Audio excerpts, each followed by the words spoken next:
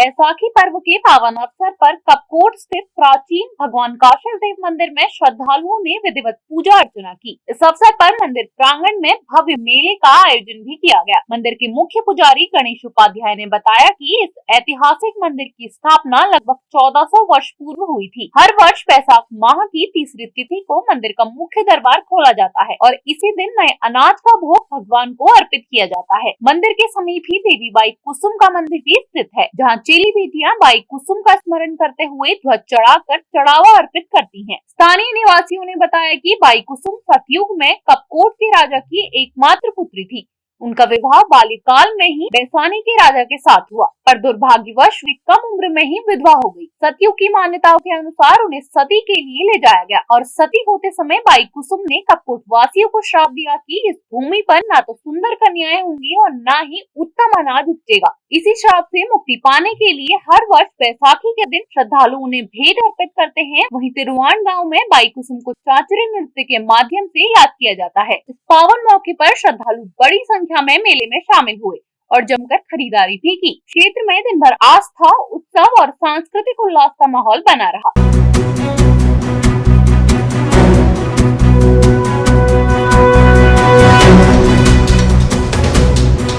हम हैं अभी कपकोट काशिल देव मंदिर के एक ऐसे मंदिर पर जहाँ पर हर वर्ष बैसाख के 3 गत्ते को यहाँ पर एक मेला लगता है।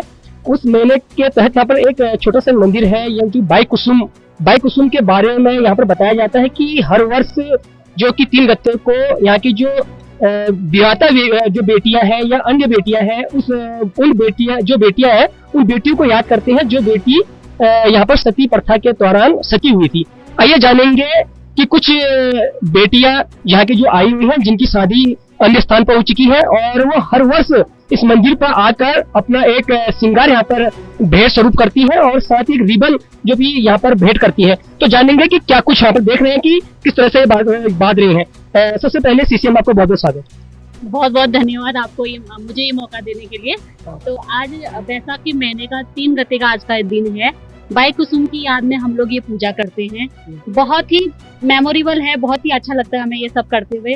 मुझे तो सालों बाद ये मौका मिला है। कहते हैं कि कपकोट की जो भी लड़की है ना, शादी के बाद यहाँ पे आती है और बाई कुसुम को श्रृंगार चढ़ाती है और चुनरी चढ़ा के उनको खुश करने की कोशिश करती है। हम जानेंगे कि बाई कुसुम थी कौन, इसके बारे में हम जरा कुछ जानकारी ले लेंगे अपने चैनल के माध्यम से। जी, थोड़ा बहुत मुझे भी इसके बारे में जितना मैंने सुना है अपने बुजुर्गों से, कहा ये जाता है कि जो चिरपतकोट के राजा थे, साल बैसा नाम के कोई जो राजा थे, तो वो क्या था कि एक बार वो शिकार पे आए थे तो एक जो कपकोट है, पूरा एरिया कपकोट की जो ये रथ कपकोटी थे, उनकी एक छोटी सी कन्या हुआ करती थी, वो उसको झूला झुला रहे थे। तो क्या हुआ, साल बैसा आए, वो शिकार कर रहे थे और वो अपनी बेटी को झूला झुला रहे थे। तो झूला झुलाते हुए क्या बोल रहे थे कि अपनी बेटी को झुलाते हुए गुनगुना रहे थे कि मैं आपको की शादी करूंगा तो साल बैसा के साथ ही करूंगा, वो यहाँ के राजा है इसलिए। तो वो तब तो कन्या छोटी थी, तो क्या था कि तब सती प्रथा का प्रचलन भी था। हाँ, तो ये था। और उसके बाद जब बाई कुसुम थोड़ी बड़ी हुई, वो जब 2-3 साल की हुई, तो तब क्या था, जो साल बैसा नाम के राजा थे वो बहुत बूढ़े थे, तो वो एक्सपायर हो गए थे, उनकी मृत्यु हो गई थी। तो क्या हुआ, उस समय सती प्रथा होने के कारण क्या था, एक और तो जो साल बैसा नाम के राजा थे उनकी शव यात्रा जा रही थी, तो दूसरी साइड से क्या था, कुसुम को भी जो मात्र अभी 4 साल की थी, उसको बिल्कुल सजा के वहाँ पे उनको सती प्रथा के लिए ले जाया जाता था और चिता में उनको अग्निदाह करने के लिए ले जाते। तो ये देखकर ये जो दृश्य था, वो जो बाई कुसुम थी, बहुत ही दुखी हुई थी, बहुत ही, क्योंकि उनके तो अभी जवान हुई भी नहीं थी, बच्ची छोटी थी, तो उनको बहुत पीड़ा हुई थी, बहुत दुख हुआ था। तो उन्होंने पूरे कपकोट एरिया के लिए क्या हुआ कि उनने बद्दुआ दे दी। उनने ये कहा कि यहाँ की लड़कियां खूबसूरत नहीं हो और ये जो भी लड़की हो अच्छी घर में न जाए या फिर अच्छे से न रहे। तो क्या हुआ, फिर उनको पूजा जाता है। आज के दिन ये उनको पूजा जाता है, उनको मनाया जाता है, इसलिए ये पूजा रखी जाती है। गांव की हर बेटी आती है और यहाँ पे उनको खुश करने की कोशिश करती है, चुनरी चढ़ा के से मुक्त करने के लिए आप उनको याद करते हैं। मुक्ति के लिए उनको याद करते हैं। बस इतना ही मैंने जितना भी सुना था, ये आपके चैनल के माध्यम से मैं आप लोगों को बताती हूँ। तो बहुत बहुत धन्यवाद आपको। उनके द्वारा जो दिया गया था, एक शराब के तौर पर उनको दिया गया था, तो उसे शराब से मुक्त पाने के लिए यहाँ पर जो बेटियां आती हैं, उन बेटियों को देखा, प्रत्येक बेटी यहाँ पर चुनरी स्वरूप एक भेंट स्वरूप क्या है, क्योंकि यह एक बेटियां जो अपनी भेंट देती है उस बेटी को याद करने के लिए कि जिस बेटी ने सती प्रथा में सती हुई थी। 3 गत्ते को यहाँ कपकोट के काशिल देव मंदिर में यहाँ पर एक भव्य मेला लगता है, जो काशिल देव श्री आराध्य देव यहाँ के जाने जाते हैं।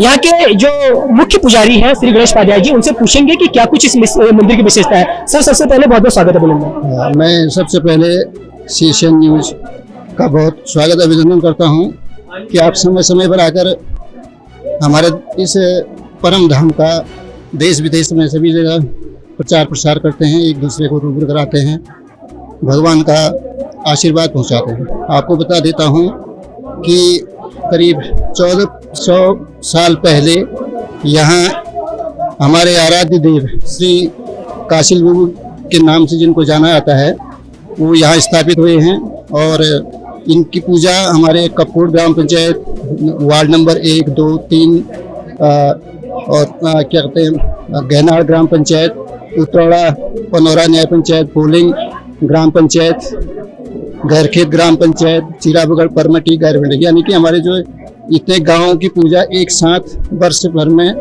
एक साथ पूजा होती है और मेले का रूप इसको देते हैं। और आज ही के दिन भगवान काशिल देव को नए अनाज का भी भोग चढ़ाया जाता है और आज चेली बेटी भी हमारे दूर दराज से आते हैं।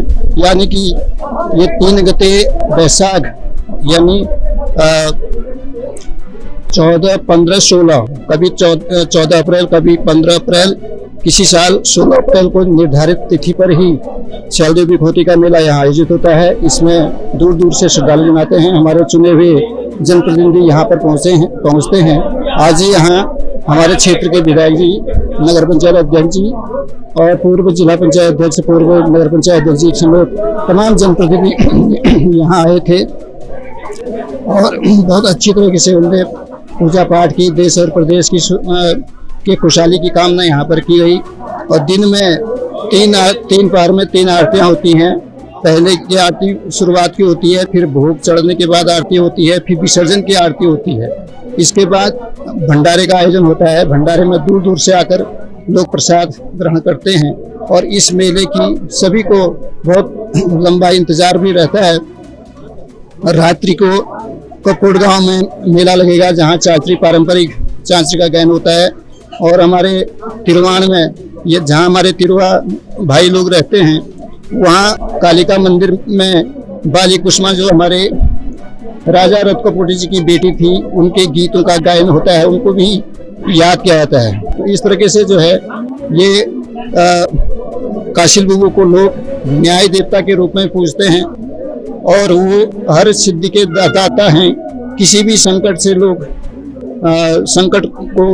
संकटों से लोगों को उबारते हैं और खास तौर पर हमारी जो फसलें होती हैं उनकी सुरक्षा की जिम्मेदारी आपके ऊपर है।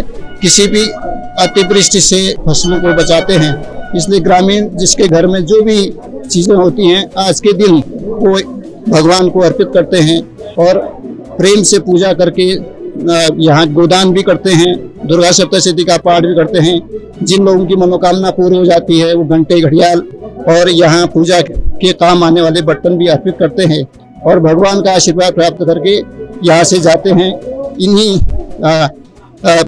कार्यक्रमों के साथ ही हम भी पुजारी के तौर पर जो लोग उपाध्याय बंधु हैं वो सभी की मंगल कामना भगवान से करते हैं।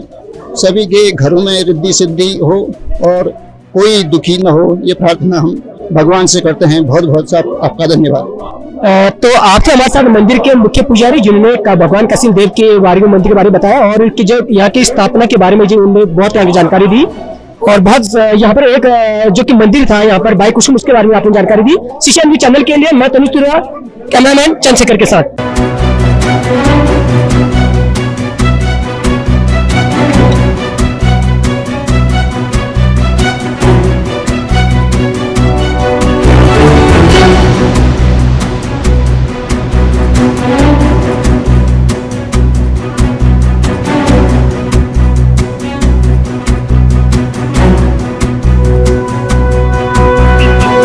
कपकोट से तनुज तिवारी की रिपोर्ट।